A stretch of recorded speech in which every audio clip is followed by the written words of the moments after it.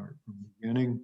Okay, this is, I prepared this talk for the Planetary Defense Conference that was held in April. So several people were involved in the efforts. This talks about both the faith on occultations and then this year's Apophis occultations, the 2019 faith on ones, and and one October last year. So anyway, just the outline, I gave an introduction because this was given for not a lot of people who aren't that familiar with occultations. So I went through some of the background, but I'll just breeze through most of those. We'll talk about the faith on occultations, and then I'll talk about the Apophis ones and talk about predictions and resources. Anyway, faith on, is the, I talked about this at last year's meeting, so I won't say too much about these events, but it's a target of the Japanese Destiny spacecraft, and of course it's the parent body of the Geminids meteors. Then it's a very highly elliptical orbit that's strongly heated by the sun, strong thermal changes, which obviously are causing it to shed all this material that causes the meteors. Anyway, the July 29th occultation of 2019 was a nice, bright 7th magnitude event. This just shows the different predictions. As I said, I talked about that before. We set up a big campaign. We were able to populate almost all of these lines across the path. This highlights Milthenus got a positive on the event, but some observers ran up to 9 pre-pointed remote stations, mobile station efforts. We had the talk that I gave, we went through the Richard Milthenus's observations. I won't do that now. And this is his light curve. IOTA, and this just shows the all of the chords that we had, with our teams. We spread out over a larger area than we really needed to, but Mark Booley and Swery was involved with this too. They had 8 stations, and we had about almost over 50, and all together. But the JPL Horizons prediction turned out to be very accurate, and we ended up with 6 positives. And this just shows a zoom in on the positives. Notice the chords are not equally spaced because although that was the intention of our deployment, at that time height above sea level was not taken into account in the Swery network that we stations that we employed. And I had some warning about that before, but he it was ignored by most people, including the Swery people who were at a mile high above sea level. So their chords didn't mesh with ours in expected. So some of them were very close together, as shown here. And 2 of the positives were close together too. But anyway, that success, though, allowed us to calculate this September 29th occultation. It was there were a couple of brighter events which were clouded out, but this was the next event that was successful 2 months later. But it was a 12.0 magnitude star, so only a few observers tried it. We couldn't get out the big crowds like we could from the 7th magnitude star in July.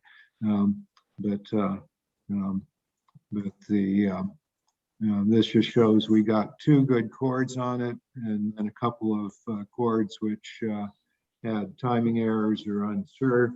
but at least it pinned down, and we had a good miscord as well, so that this really did pin down the orbit very well. That was the important thing. We got a good astrometric point out of these observations, which then allowed us to calculate more events into the future. And so there were observations. This just shows the non-gravitational parameters that were determined. The A2 non-gravitational term for Phaethon's orbit were determined from the different solutions. Let's see, I think I didn't even include the slide showing that there were 4 occultations observed in October, after that September event in 2019. And there was even another one, and I have a later version of this that I should have used, that where I also included Roger Venable's October 2020 observation, which gave us another point to further refine the orbit.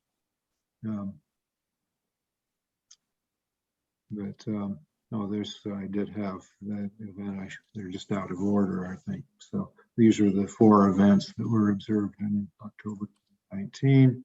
And this is Roger Venable's observation then a year later.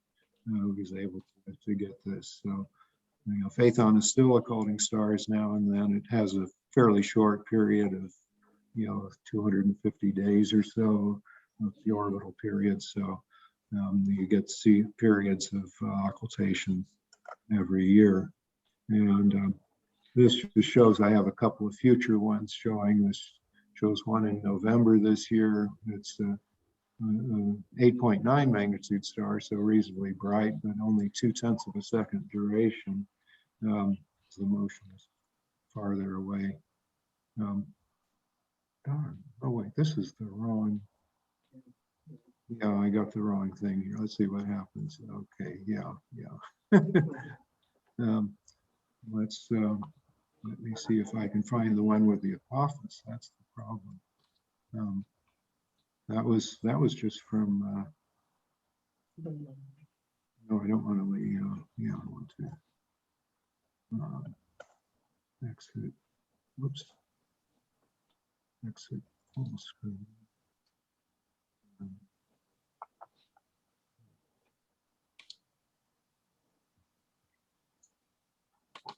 Yeah. I am.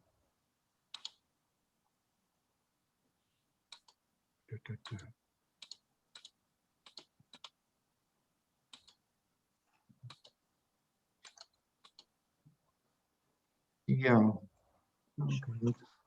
Okay, Joan is saying I should just show it tomorrow if we can. I do,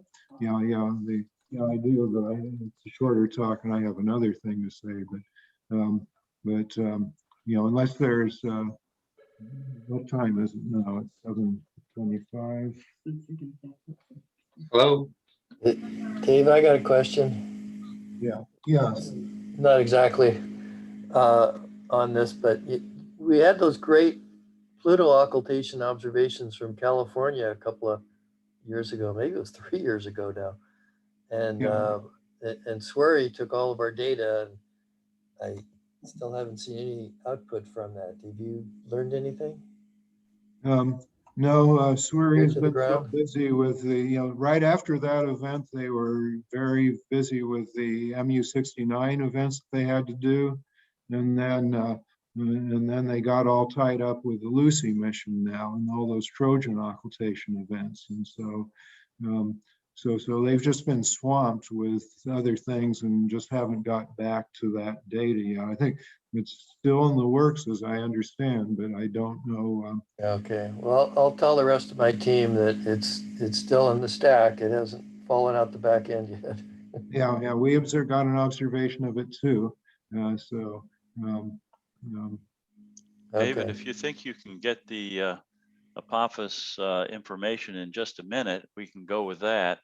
Otherwise, Okay. perhaps we should shift to the next talk. You decide based on what you can do. Okay, let's see, end of slideshow. Okay, now I'm in a place where I can navigate. I was okay, so that's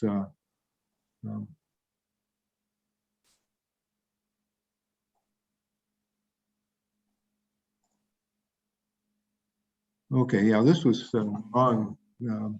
Yeah, okay, so close this. And I think I can get it if I go to the right folder and not to the DPS, but to the, yeah, that was an old, sorry. IOTA 21. This is the one. This is the one. Okay. Yeah. Okay. So, yeah. Oh wait, am I? You're not used to them, just seeing your Oh, okay. Yeah. The your screen. Wow. Oh, I know what I have to do. I have to get into the Zoom again. Now to Zoom. Let's see where. I'm not in Zoom at all. You're basically Okay. minimize everything you'll see. Yeah.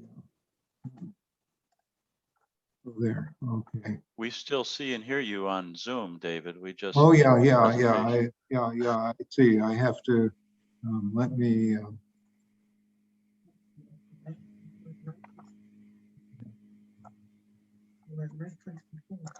Yeah, I know. That's there it is. Okay. Yeah. I know. Yeah. But I have to. What I have to do is maximize this. Share screen.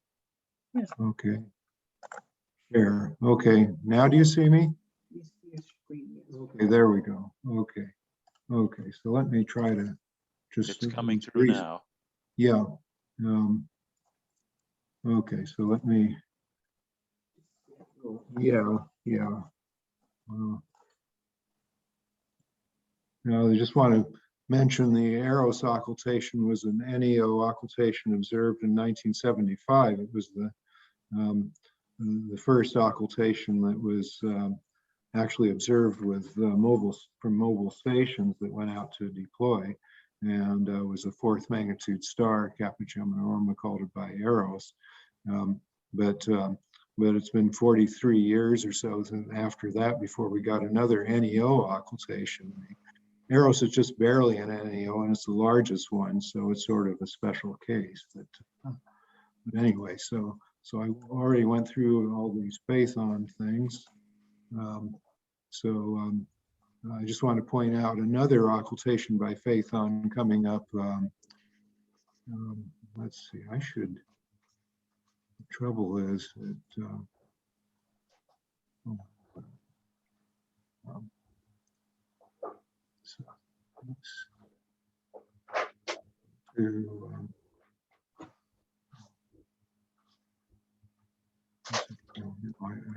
I just have to go.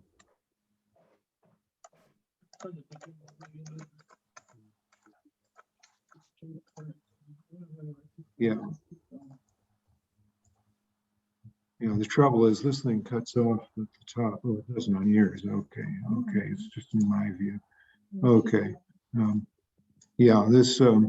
This occultation on September 22nd, so it's coming up later this year, is a 10.7 magnitude star called by Phaethon across the eastern U.S. So we might, we should try to have some effort to observe that event. Hopefully the weather will be good enough, but you never know. But it's in bright twilight, so we have to check that carefully. But at least it's in morning twilight, so that you can get on the target and track it for an hour before the event, or half an hour, and while it's dark enough to find. Anyway, then the Apophis occultations, just this describes how the lucky star predictions and so forth, and they found this other event, magnitude 8, which was going to go through this path across the central U.S. on March 7th. Anyway, 6 IOTA observers deployed telescopes at this small airport and along US 65 south of Oakdale, Louisiana. But we each set up several stations. So although there were 6 of us, Joan and I set up 5, Roger Venable set up 4, and so forth. In other words, and other people set up, and others, we set up these lines, parallel lines at 170-meter intervals to catch the asteroid. That was on the sky plane. They were 80 meters apart on the sky plane and 100, they were wider on the ground. But anyway, the shows the different predictions. I'll come back to you, this JPL 2011 center prediction. I'll come back to that. You can see the actual path missed that, but this was the prediction we had before the event, was the JPL 204, and the actual positive observations were Richard Nugent and 2 stations that Joan and I ran. And this just shows the small telescopes that we used, our 2 stations that recorded the occultation. So the March 7th observations were quickly analyzed to update the orbit, because 4 nights later there was an Apophis occultation in Europe. 2 observers from Thessaloniki, Greece traveled to the path predicted by the new orbit JPL 207, but both of them had a miss. So we didn't know why that happened, because they were right where they should have been. That was the 9th magnitude star. But then on March 22nd, we had a 10th magnitude star recorded by Apophis in the eastern US. And some of us tried the event, but everyone had a miss except for Roger Venable, who deployed his 5 large telescopes along Florida Highway 60 and near Yeehaw Junction, Florida. And you can see that this was the prediction where we expected the path to go based upon the March 7th occultation, but only his easternmost station had a positive event. So it was very fortunate that Roger was able to make that deployment and catch that event. By spreading his telescopes out enough, Roger Venable literally saved Apophis's accurate orbit. If he hadn't done that, we wouldn't have known where the path was. And we wouldn't have known what to do for the next events. But then a problem came. Dave Fernocchio at JPL tried to fit both the March and the 7th and the March 22nd observations, and he couldn't get a dynamical path to fit both astrometric points.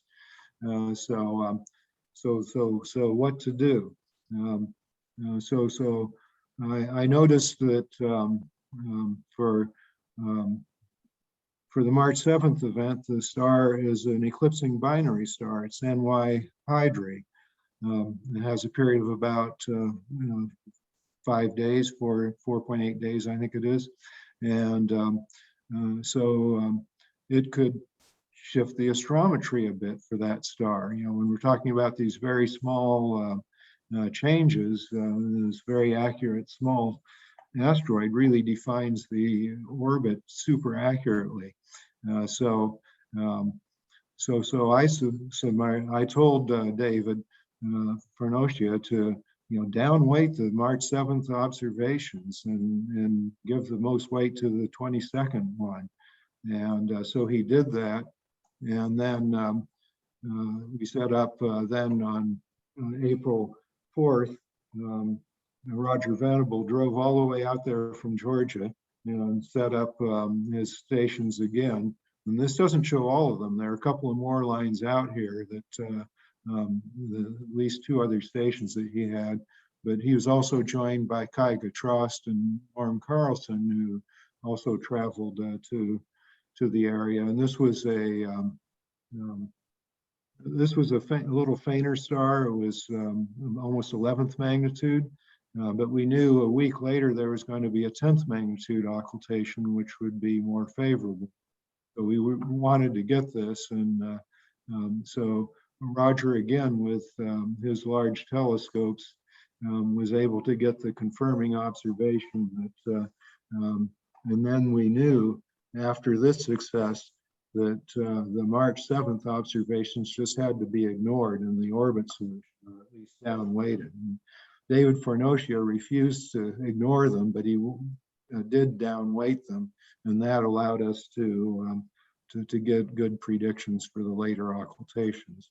And so this is what happened on April 11th. Kaiga Trost got a nice recording of this 10th magnitude star with very short time resolution.